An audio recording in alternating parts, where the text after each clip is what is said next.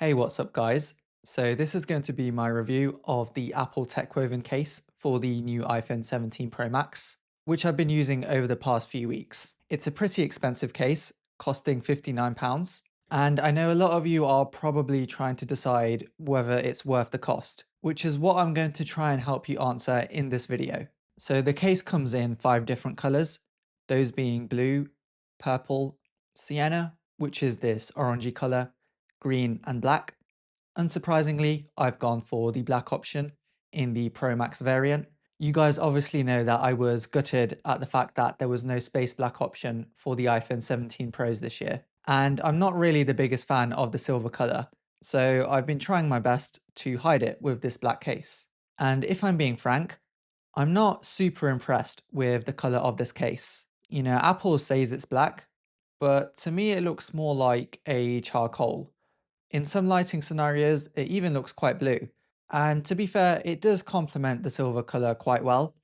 However, I guess I was just hoping for something a bit more on the jet black end. I'm not too sure what the other colors are like. As I say, black is the only one I've tried. I think the sienna one looks pretty cool. But yeah, in terms of colors, I'm not super impressed. When it comes to design, again, this case feels like a bit of a letdown. So the back and the inside of the case are made from this technical woven material, which according to Apple's website is basically just recycled polyester. And then the sides of the case are made from this sort of rubbery coarse material, which again feels quite cheap. Obviously, I know that they can't use leather anymore because I think they've gone vegan with their phones or something. However, I was hoping to see some kind of vegan leather alternative by now. The one thing I really do like on this case are the buttons. They're made from an anodized aluminium material and feel super nice to press. They offer the right amount of haptic feedback, and it also has special buttons for the action button and the camera control, which I know not all case providers offer. And of course, as you'd expect from Apple, the cutouts for the USB-C port and the speaker grills at the bottom are all very accurate. Although one weird thing that I will say about the USB-C port is that it is quite small for certain cables. If you're using something like a thick Thunderbolt cable to record videos with, which if you're a pro user, you might be doing, the cable doesn't actually fit in because of the cutout. Again, for regular USB-C chargers, it's fine.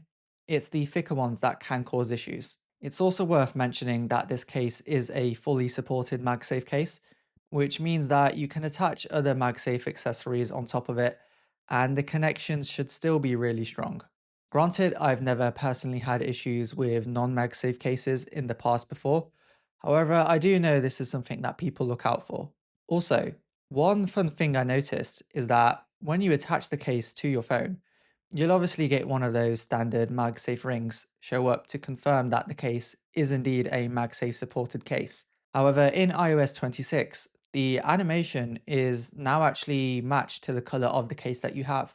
So because I have the black case, it shows me a black ring, which I thought was a cool detail. Overall, I'd say that the design of this case is very much geared towards protection as opposed to aesthetics, you know, function over form, sort of like what we've seen across the entire iPhone Pro lineup this year. You know, I feel like Apple have sort of thrown design in the mud with this year's Pros and given all of the looks to the air. Now, earlier on, I said that I wasn't a huge fan of the rubbery texture of the sides of this case. You know, it doesn't feel that nice to hold in the hands, if I'm being honest. However, what I will say is that the sides do offer some extremely good grip. So much so that when I'm using this thing outdoors, I never have to worry about the phone slipping out of my hand. The only thing that I have sort of struggled with is that because the iPhone 17 Pro Max is already so big, having a thick case on top of that makes the phone feel somewhat bulky, especially when you're using it one-handed. In some instances, it feels like you're holding a brick.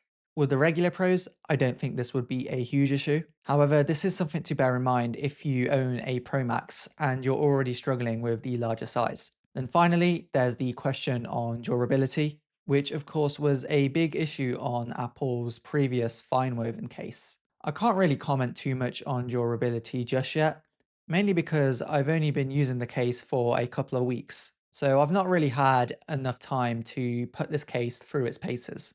I will say that, so far, There have been no major scratches or peels, which is good. The case is also built very strongly. Even if I try bending or flexing the case, it holds up pretty well. I've even spilt water on the case a few times, and the stains have all disappeared. And I haven't had any issues with the stitching on the edges peeling off.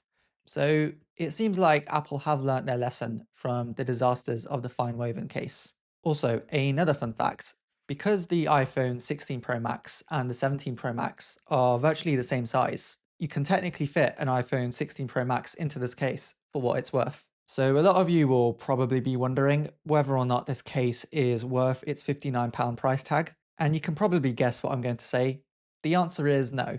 I think that for the price you're paying, you're getting some pretty cheap materials. And to be honest, even if this case was cheaper, I probably still wouldn't recommend it. Obviously, you guys know that I am very much somebody who values things like design and aesthetics and the way that a product feels in the hand. So maybe I am being a bit biased here. And if those factors don't matter to you, then you can get away with rocking this case. However, equally, I feel like using that logic, you could also get away with using virtually any iPhone case out there. So yeah, hopefully you guys found this review somewhat helpful. Make sure to leave a like to support the channel if it did, follow me on Instagram and Twitter, and subscribe for the next one.